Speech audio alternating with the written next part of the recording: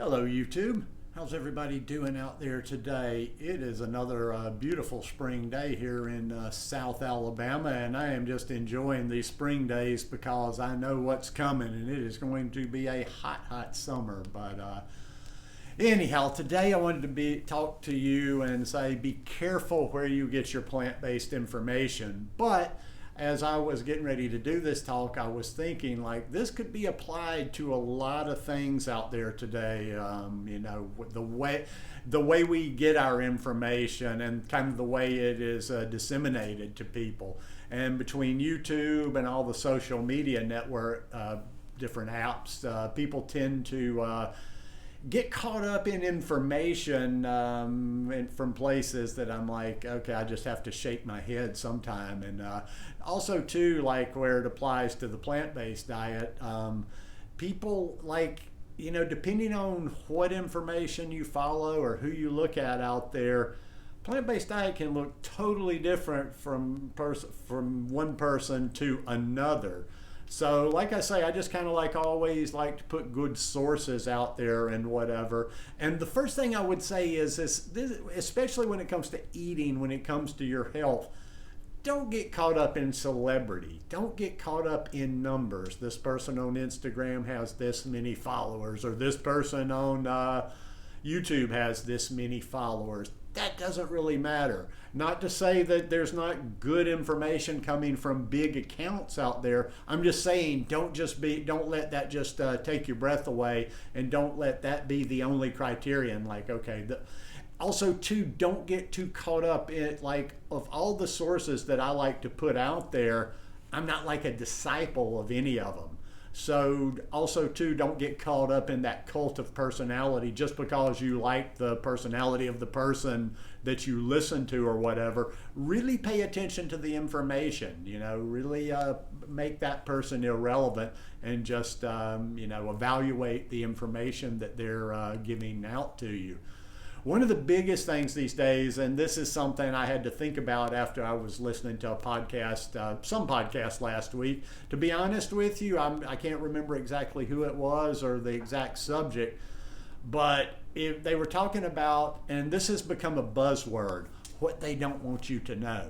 Any article that's put out there, any blog post, any video, any content that generally starts with what they don't want you to know, just hooks a lot of people, because a lot of people, we're living in this culture now where there's so many contrarians, and a lot of these big accounts get to be big accounts by just making their whole practice about being contrarian to everything, contrarian to anything that is considered conventional wisdom.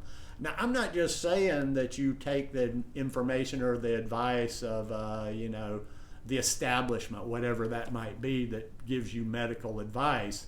But I don't think you necessarily need to go against everything that people have said in the past that is good for us or that is bad for us. And there's a lot of people that will do that, especially in the health realm. There's a lot of content that I've seen out there that will just disagree with the most basic stuff that you would think that most people agree with. So that's why I like to hear a lot of good talks on this subject. I like long content on this subject. That's why I'm constantly talking about different podcasts, and why I will listen to a 3-hour podcast. Now, once again, when I say I'm listening to a 3-hour podcast, a lot of people will immediately well, I don't have time for that. But most everybody is consuming some sort of content, whether you're watching TV, Netflix, YouTube, or whatever. Hey, if you've got to take it in bites of half an hour, 1 hour, listen to podcasts while you're in the gym. But the ones that I really enjoy listening to, I like listening to them, not so much because I'm so enamored with the host or whoever's channel it is, but because they're putting out good information. And that's why I always recommend The Proof with Simon Hill. He gets a wide variety of guests. I was chatting on Instagram with Alyssa of Raw Food Romance not too long ago about some different podcasts and things like that. and more specifically, I don't remember the exact episode, but I was mentioning to her how I like the Proof with Simon Hill because he gets guests on there, he gets researchers on there, he gets scientists on there who are not all plant-based. But the thing is, and the reason that I actually like that is I feel like it gives him a little bit more credibility, because even though these people are not necessarily plant-based, he is doing very long, detailed content on, and these people are saying they're disagreeing with a lot of the anti-plant-based stuff out there, or they have research. Here's what it's about in the end. I don't want to sit back and debate stuff. I don't want to argue with somebody. That's not how I get my information. That's just ego there. That's just like two people or more than two people going at it with each other to be like, I'm right and you're wrong. No, I'm right and you're wrong. I just want, I want to get the best information out there. And the thing is I like these podcasts that share research studies where you can go check them out. Now, no, I'm not going and reading research studies because, like I've heard a lot of people mention, unless you're a scientist or whatever, you're not going to be able to go through all that information. But these are peer-reviewed studies.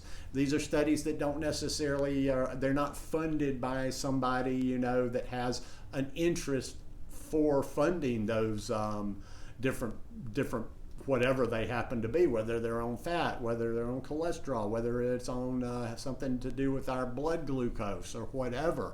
But that always just kind of gives it a little bit more when somebody that's not completely plant-based, and a lot of those that I'm talking about that are not plant-based, they're very plant-forward. They're mostly, sometimes I'm like, by the things you're saying, I'm not sure why you're not plant-based. But what I'm getting at is it's not just a bunch of vegans pumping each other up, high-fiving, agreeing with everything the other one says, just simply because they're vegan or plant-based. Another one that I'm constantly recommending, but he's a big one now. Now this is one that is big. Simon's big as well, but it's the Rich Roll podcast. He gets a lot of good guests on there as well, and they go really long and they go really in depth and they really go into talking about the science. And hey, I'll be the first to admit, I'm not sitting there following it like a scientist. Like, yes, there's a lot of the stuff that they talk about that I don't necessarily understand, or it's not that I don't understand it, but I don't understand it well enough to where I could go back and give an explanation of some of these deeper concepts. But and like I say, I listen to stuff that's contrary to what the way I eat or the way that I think. And when I listen to both of the sciences, I'm like, because like I say, I don't have health insurance. I'm getting older. I'm by myself. So I'm really focused on what is best for taking into my body. But I don't hear, too many people that are convincing me, otherwise than how I'm currently eating. Although I'm always learning new things every day. But yeah, just however the subject might be, whether it's food or whatever, just pay a little bit of attention. If you really look at content you're consuming, the people that you're watching, it'll make sense to you. Don't get caught up in some I'm in this club or I'm in this cult type mentality. And I would definitely recommend these sources, like I say, like the two that I've already mentioned. Anything with Dr. Joel Furman, Dr. Michael Greger, anytime you see Dr. Neil Barnard on the Exam Room Committee podcast. That's a great one because he gets all those people on there. He gets Dr. Bulsiewicz on there on a regular basis. He gets Dr. Barnard on there on a regular basis. He gets all these experts and they sit there and talk about the science behind it. They don't just sit there and talk a bunch of hippie stuff or anti-whatever. They're actually talking facts. They're talking without emotion. I don't like drama. I don't like emotion. I don't like buzzwords. I like people that are talking about the science behind it. So you can take that approach, or you can do like a lot of people do, and they don't tend to have the success rate of the people following the science. If you decide to follow and that's your main source, your favorite raw vegan detox specialist health coach, every time I see that on an Instagram profile, I cringe, and I see it a lot. It's not just, I haven't just seen one. I see those, like, you know, that little list under your bio on there, like detox specialist, juice and analyzer, health coach. And I'm like, good Lord, what are these people falling for here? But anyhow, bottom line, just be a little bit more discerning where you get your information. Listen closely, and you know, in the end, everybody's different, but you're going to go with what makes sense to you. But just make sure it makes sense. Anyhow, hope you guys enjoyed this one today. If you like it, please give me a thumbs up, and I'll see you here again once or twice more before the week's over. Peace.